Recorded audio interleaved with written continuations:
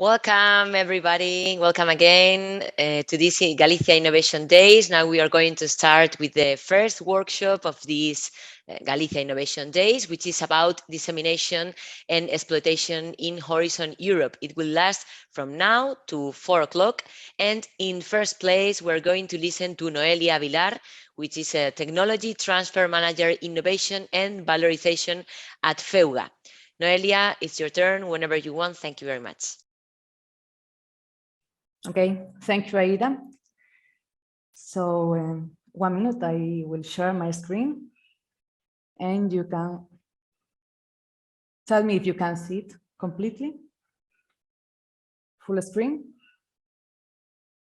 It's okay?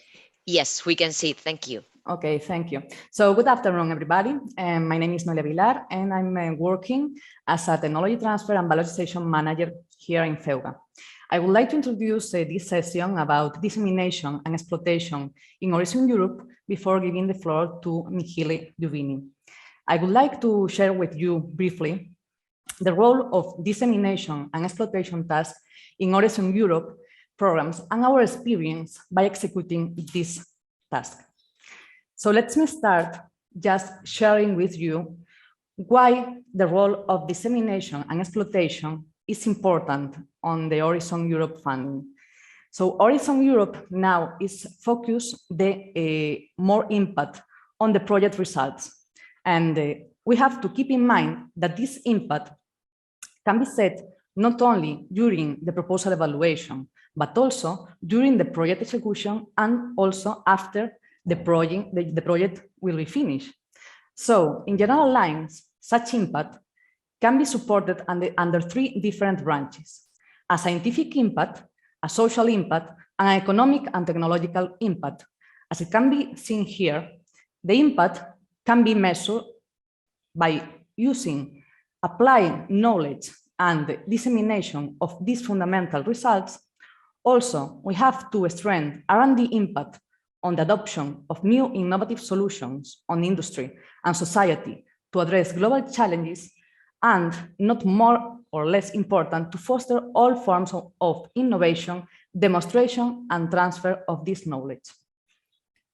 So keeping in mind that a powerful idea will be also one that can be extrapolated totally to the market and also that can have a positive impact on the society, we can have the best way to do it and the correct strategy to each project, who can help share these results with the right people in order to use them in other final applications, always under the right protection strategy.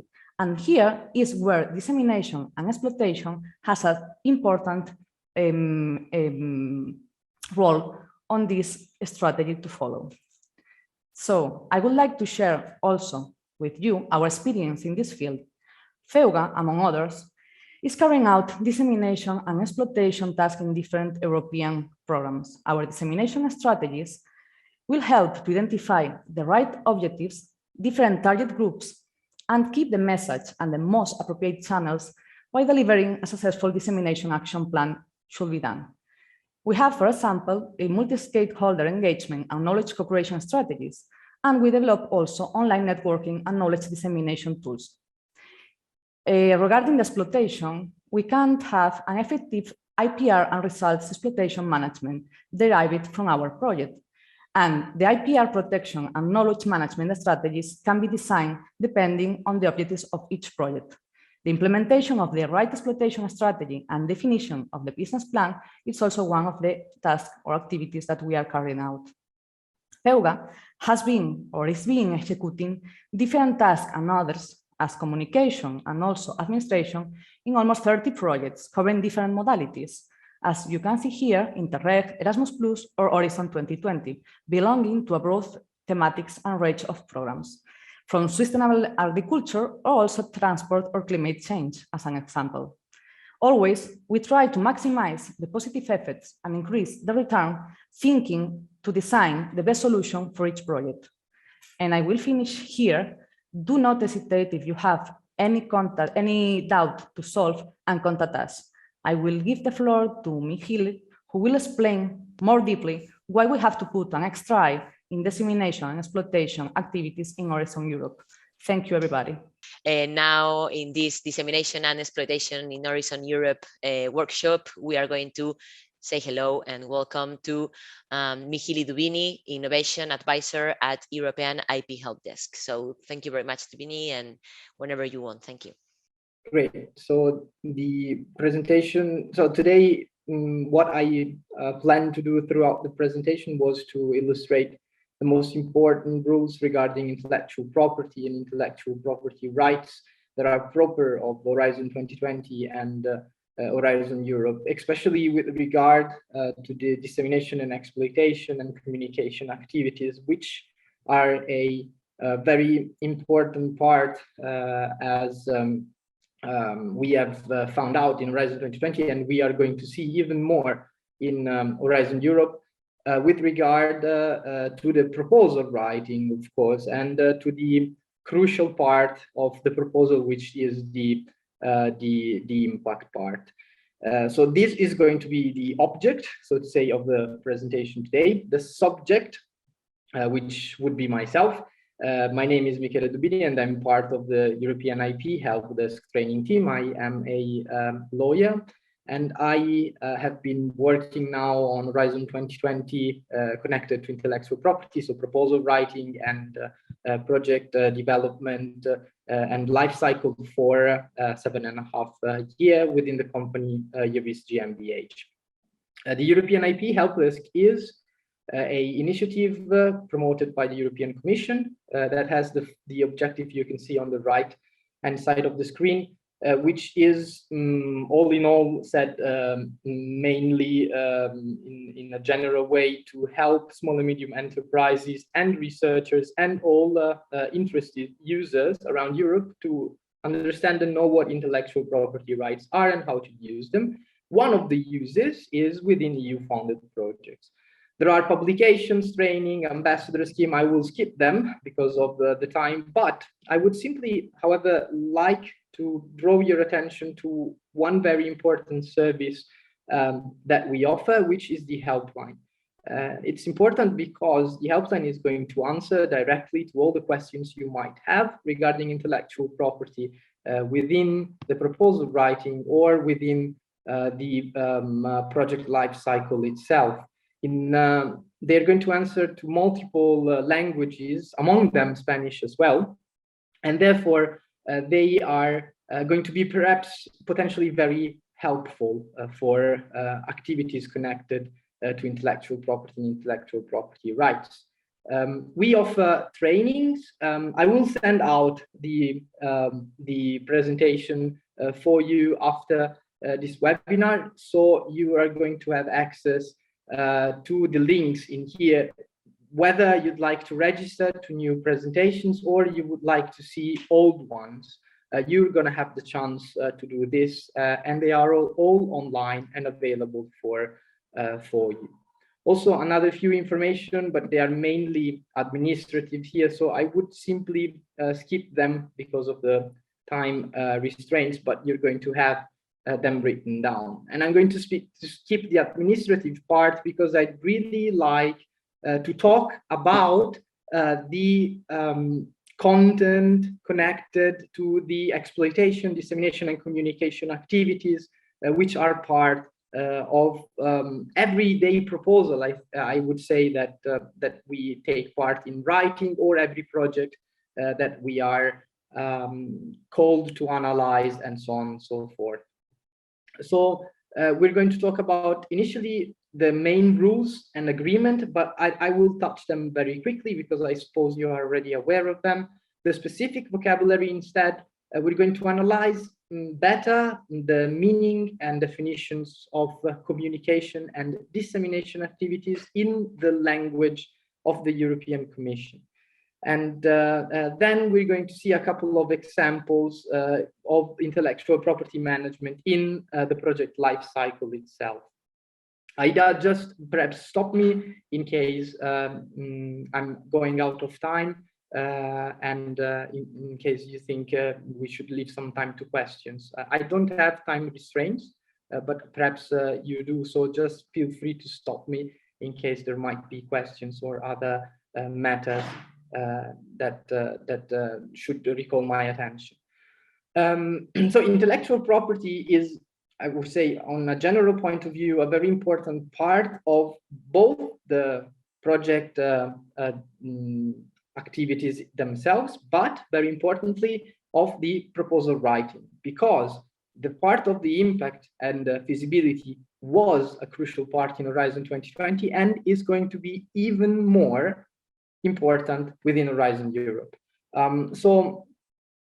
Partners, beneficiaries have the obligation to establish their best efforts in order to exploit results and use them, but the exploitation activities are very much connected to dissemination and communication activities. Why? For example, in some cases like patentability, in some cases like other protection activities, a well thought and planned dissemination activity can lead to a fruitful exploitation. On the other hand, if we instead tend to disseminate all the information whenever that is possible without internal consultation within the consortium, without checking with other parties how and when certain activities should take place, there might be some potential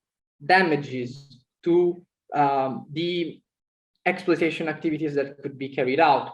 For example, let's say that we are going, or we have written down, or we want to write down inside our proposal that the main exploitation activities will be based on licenses, for example, or on assignment of the results that are going to be generated to a party within the consortium or a party outside the consortium.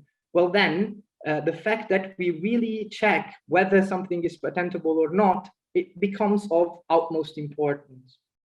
And something might be patentable, some results are actually going to be patentable, but if we allow a wild, so just take me this term, dissemination within the consortium at any moment without any form of check, it could be that a patentable result, that a protectable result is simply disseminated, and therefore then part of the state of the art, and for that reason not protectable anymore. What would that mean? That would mean that, for example, we are not in the position anymore to ensure that the results are properly licensed, because there is no legal protection to for the results to be licensed out. In fact, is going to be simply general knowledge, or no assignment as well, because general knowledge is available, so to say, for everyone. This is just a quick example, I would say, a little example of how some activities of dissemination, of communication, that are part of the consortium and are necessary for the consortium itself, because we have an obligation to carry them out, could be very, very, or potentially harmful for the activities to be carried out within the consortium. So I told you we would start from the rules and from the agreements that are the basic parts of the consortium. Generally, we start from the grant agreement, which is, on one hand, the objective of all proposal writers, because if we arrive to the signing moment, to the time to grant, it means that we have won the grant. However, the grant agreement from that moment on becomes the constitution, so to say, of the project, because it contains all the most important rules that need to be respected throughout the whole duration of the project. On the other hand, we have the grant agreement, which is a sub-agreement, so to say, of the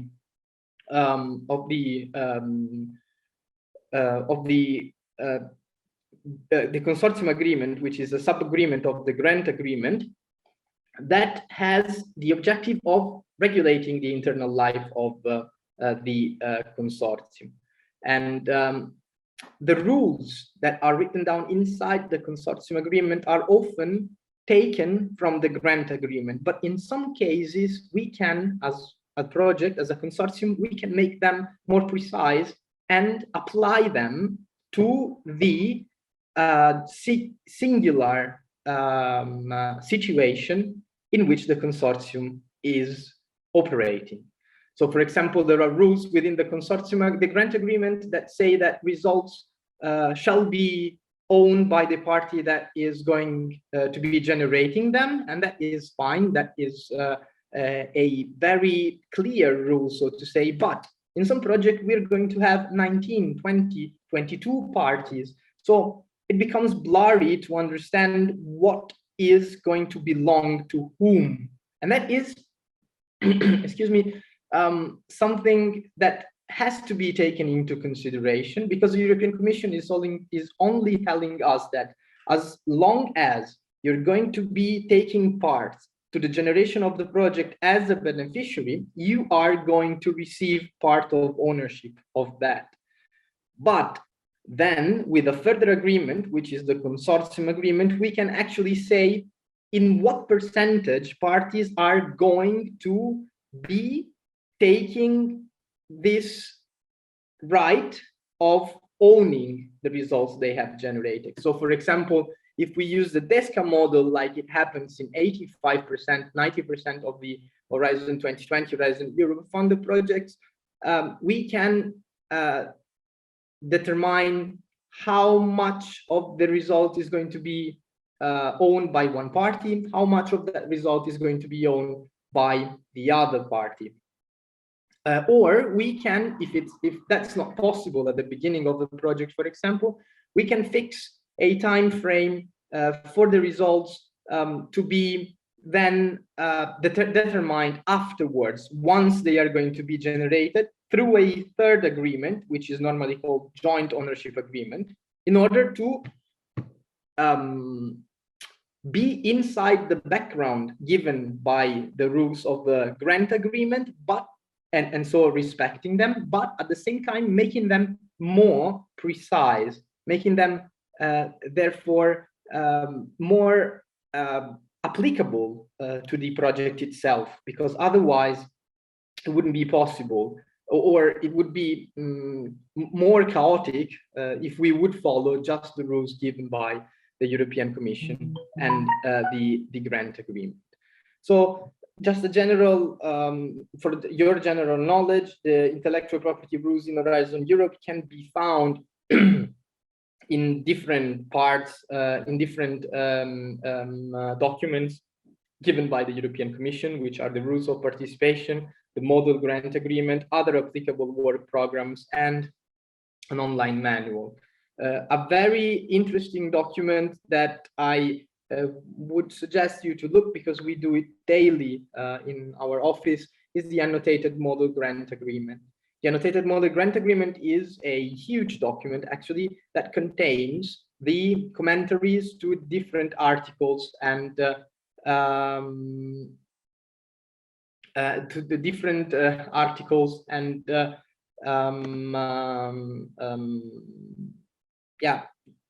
previous cases that European Commission has had, and all possible and useful information that the European Commission can give you for this form of help, so to say, self-aid that you can read and understand. I was hesitating with my speech because I saw that there was a question from Omar that I can directly answer. And Omar saying whether Moroccan university and research centers can benefit from the services of the European IP Helpdesk. That is a chance. There's a chance for that also for institutions outside the European Union. Let's say, for example, that you are involved as a third party as well inside an Horizon 2020 funded project, then you could potentially be or take advantage of the services of the European IP Helpdesk. However, a good interesting part of the 2021, so to say, is that an Africa IP Helpdesk has just opened up. We are not directly connected, but our colleagues are working in there as well. I'm not sure whether it is already open and already acting, but it's going to be definitely in the next few months. So you can try to request, for example, submit a request with a helpline, and then see whether in that particular case you're going to be eligible or not.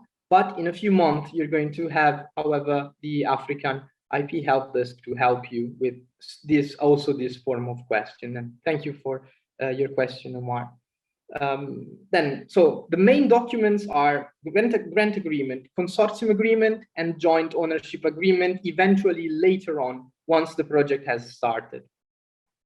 But inside these documents, we're going to have some key terms that are necessary, which is necessary to know, both as a proposal writer as well as a beneficiary once the project has already started. And this vocabulary is background, results, exploitation, dissemination, and access rights. So let's try to go through these definition for you to understand and know what they mean specifically. So you're going to read background. You're going to read background in the proposal overview, in the abstract of the proposal. You're going to see it because it's an essential part of it. Background are all the information that you are bringing within the project at the beginning of the project itself. That means that each and every data that you're sharing, each and every information that you're using together with the other parties, or that you put at disposal of the other parties within the project itself, is the background. So existing information that was there once the project, before the project actually has started. Then there are the word results, or foreground, as it was called in FP7, and it's been called like that often, even more often. Also in the last, I've heard it pretty often also in the last few years and months. Results are the output of the project, and you can see here the rules, excuse me, I moved the presentation. You can see here the rules that I was explaining to you already before. The European Commission is telling us from the grant agreement that results belong to the partners who have generated them. And we have discussed a little bit already about how potentially general this rule is, and how we can actually potentially go more in detail and determine what is the relevance of the apportion of the party, and what is then the percentage as well of the output owned by the different parties. Then there is the one terminology which is very often not understood, which is the concept of access rights. If you bring something within the project, so you bring background within the project, this background is always going to belong to you. There's no way other parties within the consortium can actually bring the ownership of this background away from you. But of course, to carry out activities within the consortium, to carry out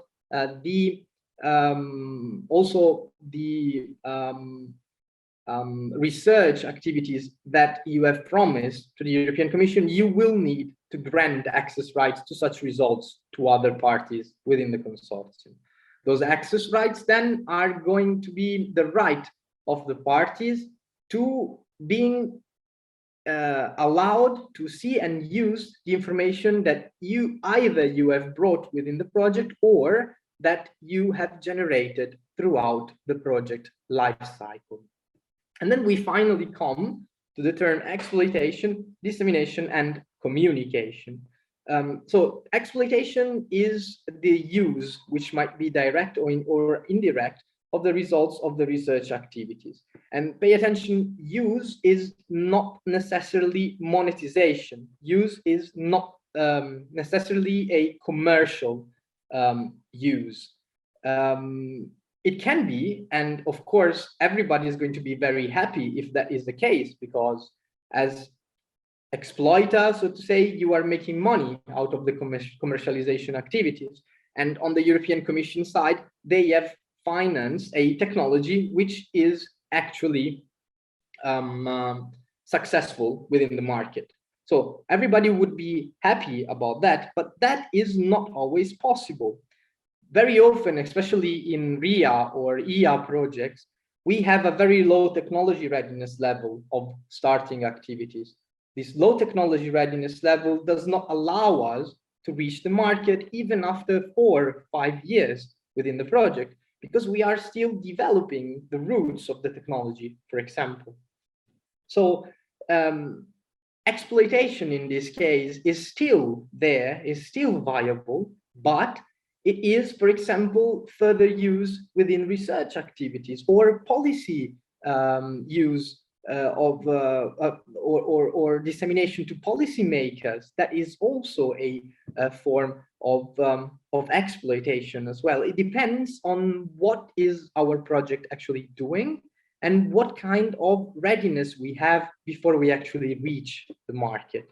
But still, we are in a way exploiting the results, even if we are not directly making money out of it, but simply even further research upon them. And that is something that can also be written down within the proposal. Of course, it has to be contextualized, because you cannot actually promise a technology readiness level of 9 after your project, and then simply say that you are going to use the results for further studies, for policymakers' reflections, or other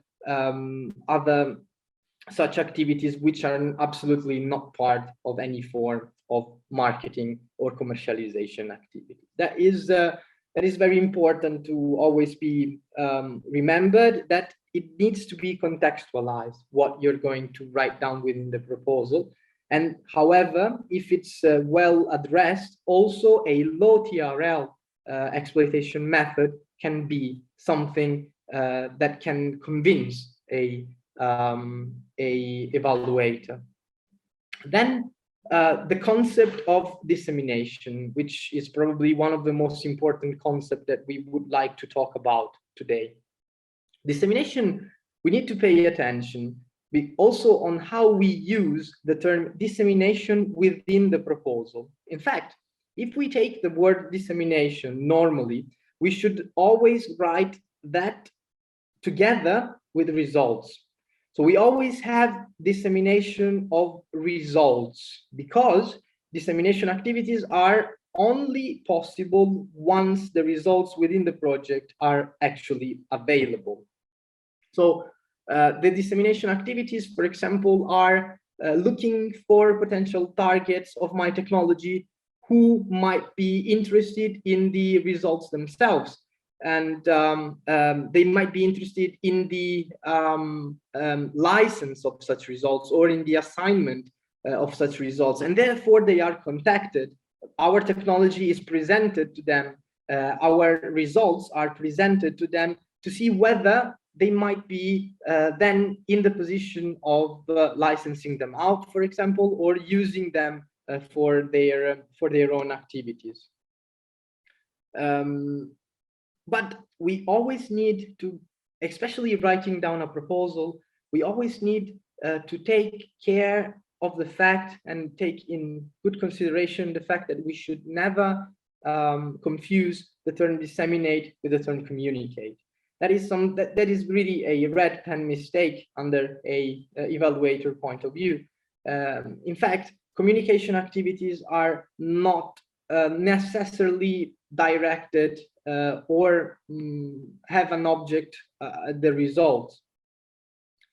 Communication activities, for example, are, once we start the project, the fact that we build up a website from where we can communicate what the project is, how long it's going to last, what are the principal investigators, what are the main main objectives as well of the project. But we are still not presenting the results themselves. We are still not looking for potential users of such results. So this communication is simply going outside, going to the outside world to promote and let the outside world know the existence of our project. On the other hand, I told you before dissemination activities are aimed at the use or to facilitate the use of the results. But we need to pay attention because many cases, like the example I was doing with patents before, dissemination is actually harmful. And I told you why with the protection activities.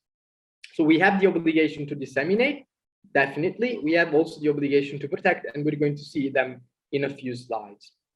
But always, and I'd like to take you away from this slide, please always take into consideration the difference between dissemination activities and communication activities. There is a huge difference between those two terms, and you should never confuse them.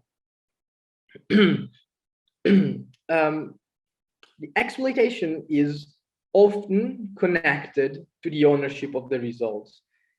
That means, and that is actually easy to understand in the sense that the ownership of the results, normally the one party who is exploiting the results within the consortium is also the one who is going to own the results. Or in many cases, such results are simply jointly owned by the parties, but licensed to one party in order to allow him to manage them and take them to the market, for example, or use them in the most appropriate way. However, we only have this blurry rule by the European Commission, so the general rule that we can make more precise within the consortium agreement. And if you are involved in a project, or if you have already been involved in a Horizon 2020 project, you will see that at a certain point, joint ownership agreement are going to be popping out, in the sense that if the nearer we are to the market, then the more necessary is for the parties to then clear what kind of relationship there is going to be regarding the results, and who are going to be who is going to be owning such results. Then there are going to be access rights. I told you that's important for exploitation activities, because even in the case in which we could not ensure that, for example, as an exploiting party, we're going to exclusively own the results generated because other party did not agree, we still know that we're going to have access to them, both for project-related activities and for exploitation activities as well. In fact, as you can see in the small table here, if the results are going to be needed by the party for implementing the project activities, they are going to be accessible royalty-free. But those results and background are going to be accessible also for exploitation activities. So for the use, if we, for example, as a party, if we have developed a technology and we need a piece of background of another party in order to commercialize such technology, we're going to have the right to access to that piece of background on fair and reasonable conditions. And that is very important because it allows us to enter the space of knowledge of the other beneficiaries, and most of all ensures that there is a share of knowledge within the consortium itself.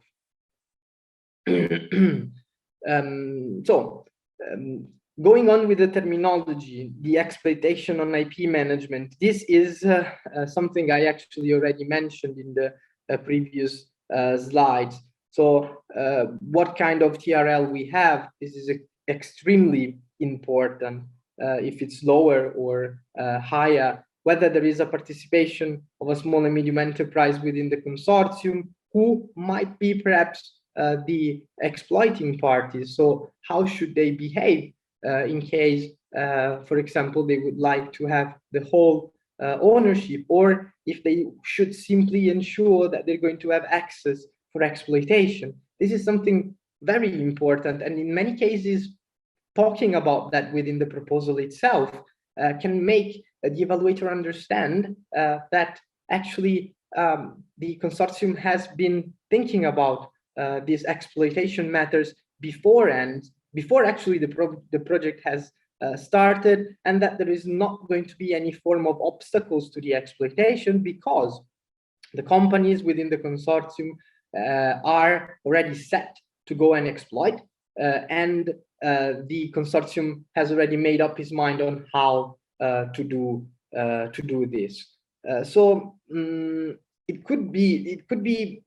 could seem odd to say this, but also how we approach the ownership matter, the ownership question mark, so to say, may give some hints to the evaluator on how we're going to carry out the exploitation at year 2 or year 3 of the project. And before those are a couple of hints then when you're writing the proposal, in order to ensure that I would say the evaluator understands that you know how you want to exploit the results.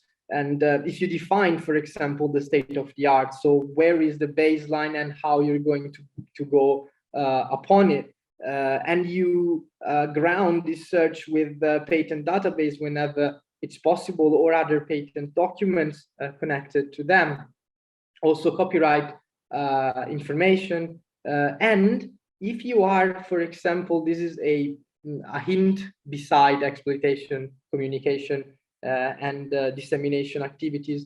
If you are still at the beginning of the discussion of the proposal writing, please make use of confidentiality agreements, non-disclosure agreements, where they are available also by the European IP Helpdesk, because at that moment, you don't have any form of protection towards information being taken by other parties. Inside the consortium, you do, because once you sign the consortium agreement, you have a whole section regarding confidentiality if you sign the grant agreement as well. But if you haven't signed yet any of those documents, then you don't have any form of potential protection.